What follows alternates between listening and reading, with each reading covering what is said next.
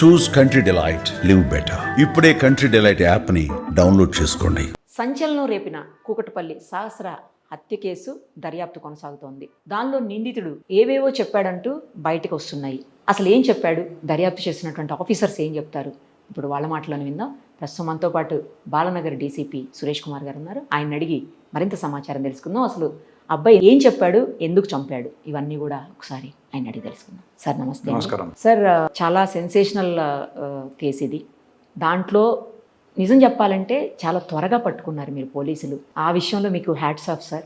చాలా మంచి వర్క్ చేశారు, అసలు చాలా ఫాస్ట్ వర్క్ చేశారు. అసలు క్లూస్ ఇంత కూడా క్లూ లేని కేసులో అంత ఫాస్ట్గా ఒక మైనర్ని అని తేల్చి పట్టుకోగలిగారంటే నిజంగా great sir. Telangana police people's police అని అంటూ ఉంటారు. భద్రత మాదే, బాధ్యత మాదే, ఎప్పుడు మీతోనే ఉంటాం మేము అని చెప్పి, రక్షణ మాదే అని చెప్తా ఉంటారు. ఒక పాట వచ్చేది మీది ఇంతకుముందు, అది రియల్ ఏమో అనిపిస్తుంది ఈ కేసు చూసిన తర్వాత. అసలు ఏం చెప్పాడు సార్? చాలా స్పెక్యులేషన్స్ నడుస్తున్నాయి, అబ్బాయి అది చెప్పాడు ఇది చెప్పాడని. ఏం చెప్పాడు? యాక్చువల్గా మేము ఆ బాలుని అదుపులోకి తీసుకున్న తర్వాత డీటెయిల్డ్గా మాట్లాడాము. ఒకసారి కాదు 2 సార్లు మాట్లాడాము. ఒకసారి అయితే వాళ్ళ తల్లిదండ్రుల్ని అతనికి కనపడకుండా ఉంచి వాళ్ళ ముందు కూడా మాట్లాడడం జరిగింది, వాళ్ళ కన్ఫర్మేషన్ కోసం. అది వేరే పాయింట్.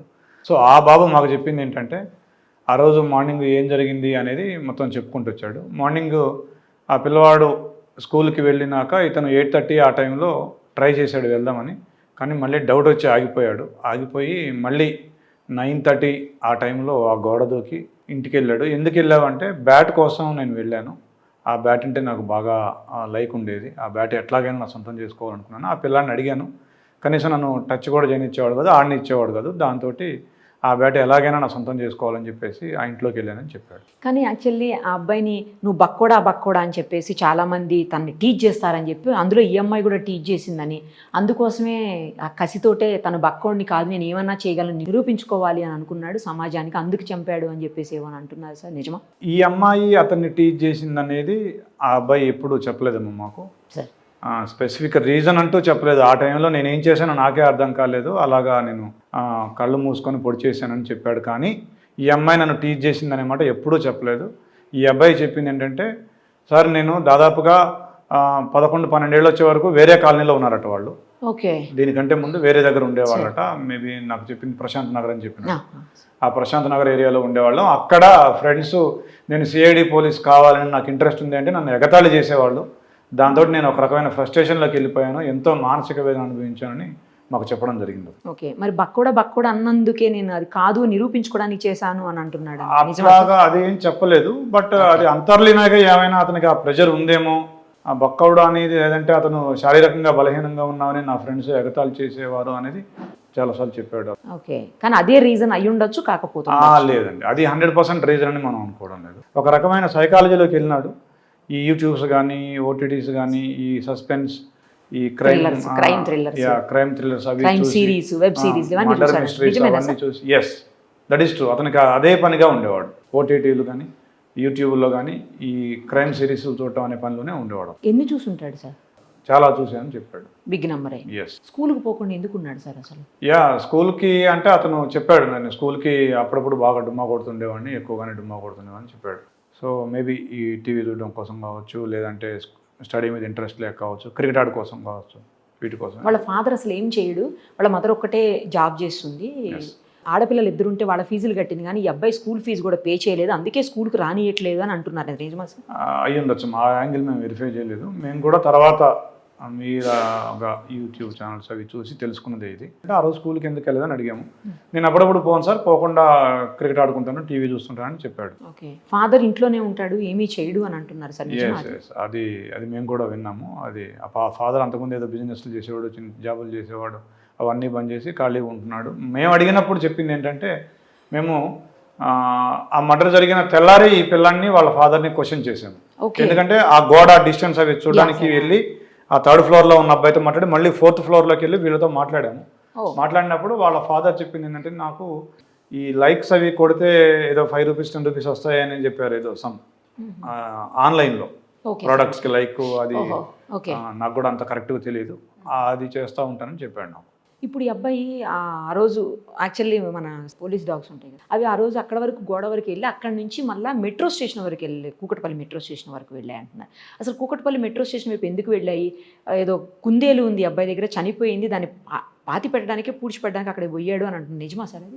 యాక్చువల్గా ఏంటంటే ఈ బాబు కూడా మాకు చెప్పింది, నెక్స్ట్ డే నేను ఎప్పుడైతే మాట్లాడానో అప్పుడు కూడా చెప్పాడు, సార్ ఆ రోజు మా కుందేలు చనిపోయింది, కుందేలుకి 11:30కి అట్లా డాక్టర్ దగ్గరికి వెళ్ళాను నేను, వెళ్తే దానికి ఆరోగ్యం బాగాలేకపోతే డాక్టర్ ఇంజెక్షన్ కూడా ఇచ్చాడు, కానీ అది చనిపోయింది అదే రోజు, దాన్ని నేను మా సిస్టరు మా నాన్న వెళ్ళి పూడ్చిపెట్టి వచ్చామని చెప్పాడు. అది మన డాగ్స్ వెళ్ళిన ప్లేసు, ఈ అబ్బాయి కుందేల్ని పాతి పెట్టాడు. అది ఇంటి దగ్గరలో పెట్టాడు, మా ఇంటి దగ్గరలోనే పాతి పెట్టాడు, ఇంటికి కొద్ది దగ్గరలోనే పాతి. సో అటు వెళ్ళే సార్ డాగ్స్ ఆ సైడ్ వెళ్ళాయి అటు. నెక్స్ట్ ఆ అబ్బాయికి చాలా మంది ఫ్రెండ్స్ ఉన్నారు, వాళ్ళందరూ కలిసి ఈ అమ్మాయిని ఏదో చెయ్యాలి అన్నట్టుగా అనుకున్నారని ఎక్కడో లేదు, కొన్ని ఆ యాంగిల్ మా ఇంట్రాగేషన్లో ఏమాత్రం చెప్పలేదు అతను. పోనీ ఈ అబ్బాయి ఏమన్నా చెయ్యాలి లేదు, వేరే అది కూడా అడిగాము మేము, అడిగారా? అది కూడా అడిగాము, ఆ పాయింట్ కూడా అడిగాము. నువ్వేమైనా ఆ అమ్మాయిని ఏదైనా ఆ అమ్మాయి మీద అసాల్ట్ చేద్దాం అనుకున్నావా, లేకపోతే శారీరక దాడి చేద్దాం అనుకున్నావా అని అడిగాము. అడిగితే ఆ అబ్బాయి చెప్పింది, చాచా లేదు సార్, నాకు 2 అక్కలు ఉన్నారు, నేను అట్లా చేయను, నాకు ఆ ఉద్దేశం లేదు ఆ అమ్మాయి మీద అని చాలా బలంగా చెప్పాడు. మాకు కూడా అది నిజమే అనిపించింది. ఎక్కడ మీకు పోస్ట్ మార్టం రిపోర్ట్లో మేము ఫస్ట్ వెరిఫై చేసింది అది. డాక్టర్లు మాకు చెప్పింది అయితే అలాంటి ఏవి ఆనవాళ్ళు దొరకలేదు అని చెప్పినారు. అలాంటిది ruled out, that is ruled out. Post mortem report వచ్చేసిందా సార్? అందులో ఏమని వచ్చింది సార్? ఈ స్టాబింగ్స్ వల్ల జరిగిన ఇంజురీస్ తోటి చనిపోయినట్టుగా, internal injury, internal bleeding and also external bleeding వల్ల చనిపోయినట్టుగా వచ్చింది. సార్ మార్నింగ్ 9:30కి జరిగితే ఆల్మోస్ట్ 12:50కి వాళ్ళ ఫాదర్, అంటే 3.5 అవర్స్ గ్యాప్ ఉంది. అంత గ్యాప్ ఉండటం వల్లనే ఆ అమ్మాయికి బ్లీడింగ్ ఎక్కువైపోయి చనిపోయి ఉండొచ్చు అని అంటున్నారు సార్. ఆ రోజు అన్నారు, అది నిజమేనా? ఇప్పుడు మనకు అది పోస్ట్ మార్టం రిపోర్ట్ అటాప్సీలో కూడా అదే వచ్చింది. ఆ అమ్మాయి దగ్గర ఫోన్ ఉంటే ఇంత ప్రాబ్లం అయ్యేది కాదేమో అని ఒక వెర్షన్ వినపడుతుంది సార్.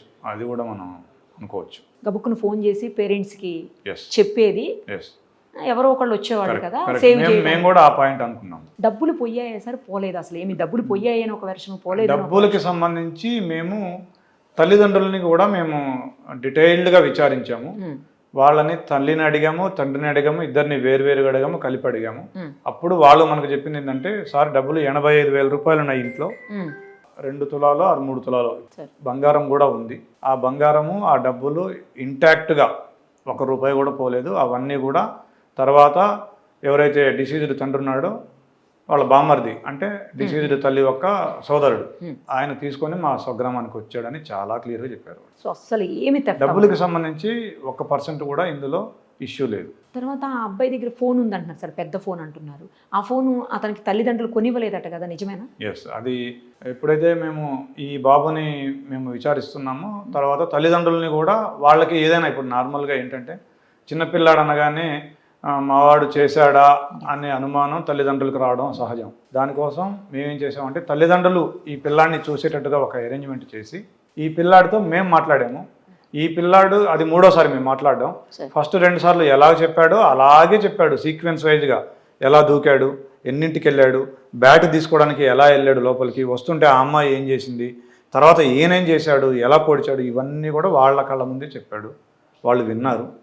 సో ఆ తర్వాత మదర్ కూడా మాకు కన్ఫ్యూస్ చేసింది ఏంటంటే, సార్ ఇతనికి 2 months బ్యాక్ ఒక మొబైల్ ఫోన్ వచ్చింది, ఎక్కడిది నేను అడిగితే నాకేమీ ఆన్సర్ ఇవ్వలేదు, నేను కొనుక్కున్నాడు, డబ్బులు ఎక్కడివి అంటే కనుక దానికి కూడా ఆన్సర్ ఇవ్వలేదు, నాకు కొద్దిగా అనుమానం వచ్చిందని చెప్పి. మరి అలా ఆన్సర్ ఇవ్వకపోతే ఎలా వదిలేశారు సార్? ఆ ఫోన్ ఎక్కడిదనేది అయితే వాళ్ళు ఆరా తీయాలే కదా పేరెంట్స్గా, దాన్ని మీరేం క్వశ్చన్ చేయలేదా సార్ వాళ్ళని? అంటే ఇప్పుడు ఒక్కొక్కరిది వాళ్ళ వ్యక్తిగత విషయాలు, ఫ్యామిలీ విషయాలు, సో అది వాళ్ళ వ్యక్తిగతం కదా.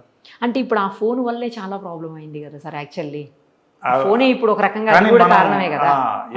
నువ్వు ఆ పని ఆ రోజు ఎందుకు చేయలేదని మనం ఈ రోజు అడగలేము. యాక్చువల్గా ఆ పని ఆ రోజు ఎందుకు చేయలేము అనేది అది వాళ్ళ విచక్షణ, వాళ్ళ, అంటే ఆ ఫోనే ఇప్పుడు రీజన్ అయింది. దాంట్లో వెబ్ సిరీస్ చూడు, దాంట్లోనే ఈ క్రైమ్ థ్రిల్లర్స్, క్రైమ్ స్టోరీ. లేదా ఆయన టీవీలో కూడా చూసేవాడు. టీవీలో కూడా చూసేవాడు. ఇది సిఐడి అనేది ఒక సిఐడి, అది నాకు బాగా ఇష్టం. సిఐడి ప్రోగ్రామ్ చూస్తూ ఉంటాను నేను రెగ్యులర్గా అని చెప్తా ఉంటాడు. అది కూడా ఒక సీరియల్ సార్ యాక్చువల్లీ. ఎస్, ఒక పెద్ద ఛానల్లో సీరియల్ అది సిఐడి. అది బాగా ఇష్టం అంట ఆయన. అదేంటి, ముందు మర్డర్లు ఏదో చేసేసినట్టు చూపిస్తారు, తర్వాత దాన్ని ఇన్వెస్టిగేట్ చేశారు ఏంటి, అది మంచి చూపిస్తున్నారు కదా సార్. లాస్ట్లో అది మంచిగా చూపిస్తారు, ఎట్లా సాల్వ్ చేస్తున్నారు పోలీసులు, దాన్ని ఎఫెక్ట్ ఎలా ఉంటుంది, కాన్సిక్వెన్సెస్ ఎలా ఉంటాయి. మరి ఈ అబ్బాయి అది ఎందుకు ఆలోచించలేకపోయాడు? ఎస్, అతనికి ఆ మానసిక పరిపక్వత లేకుండా ఉండొచ్చు. తర్వాత మాకు చెప్పింది ఏంటంటే, అతను ఒకసారి ఆ అమ్మాయి అరిచిన తర్వాత, ఆ అమ్మాయిని తోసేసిన తర్వాత ఇంకా ఒక 5 నుంచి 10 నిమిషాల పాటు నేను ఏం చేస్తున్నానో నాకే అర్థం కాలేదు. ఆ కోపంలో లేకపోతే ఆ ఆవేశంలో, ఆ ఉద్రేకంలో నేను ఇష్టం వచ్చినట్టుగా పొడి చేశానని చెప్పాడు. ఇప్పుడు ఆ అమ్మాయి కనుక లేచి వస్తే డోర్ తీసుకునే ఆప్షన్ ఉంటే ఏమన్నా బతికుండే ఛాన్స్ ఉండేది అసలు? బట్ అక్కడ మనం ఎవరు ఉండి చూసింది లేదు. ఇతను ఎలాగా బిహేవ్ చేశాడు, ఆ అమ్మాయికి ఉన్న పరిస్థితి ఏంటి అనేది, కరెక్ట్. ప్లస్ మొదటగా పొడిచినది ఎక్కడ తగిలింది అనేది వైటల్ పార్ట్లో ఫస్ట్ దానికి ఇది ఉండొచ్చు. Yes, we can't. అక్కడేమి ఘర్షణ జరిగిన వాతావరణం కానీ కింద ఏమి పడినట్లుగా లేదు సార్ ఏమీ కూడా లేదు లేదు. ఎందుకని మరి అట్లా అంటే అమ్మాయి రెసిస్ట్ చేసి ఉంటుంది? చిన్న పాప 10 years. సో దాంతో మేబీ మనం ఇందాక అనుకున్నట్టుగా మేబీ ఫస్ట్ 1-2 సార్లు పొడిచినప్పుడే అది వైటల్ పార్ట్లో అట్లా. పోస్ట్ మార్టం రిపోర్ట్ అయితే ఇది ఒకటే చెప్తుంది సార్, లేట్ గా అవటం వల్లనే, లేట్ అవటం ఇంటర్నల్ బ్లీడింగ్ అయింది, ఎక్స్టర్నల్ బ్లీడింగ్ కూడా అయింది. ఎన్ని ఉన్నాయి సార్ మొత్తంగా కత్తిపోట్లు? మొత్తంగా కలిపమ్మ మెడ మీద ఒక చిన్నవి ఇవన్నీ కూడా 15, తర్వాత పొట్ట మీద ఒక 3 నుంచి 4, వెనక వైపు ఒక 2, ఈవెన్ తొడ మీద కూడా ఒకటి ఉంది. అలాగా మొత్తం కలిపి ఒక 20 నుంచి 22-23. ప్లాన్డ్గానే వచ్చాడా సార్, లేకపోతే నార్మల్గా నైఫ్ తీసుకుని వచ్చాడా? ఆ నైఫ్ ఎందుకు తీసుకెళ్ళావు అనే క్వశ్చన్ కూడా మేము కూడా అడగడం జరిగింది.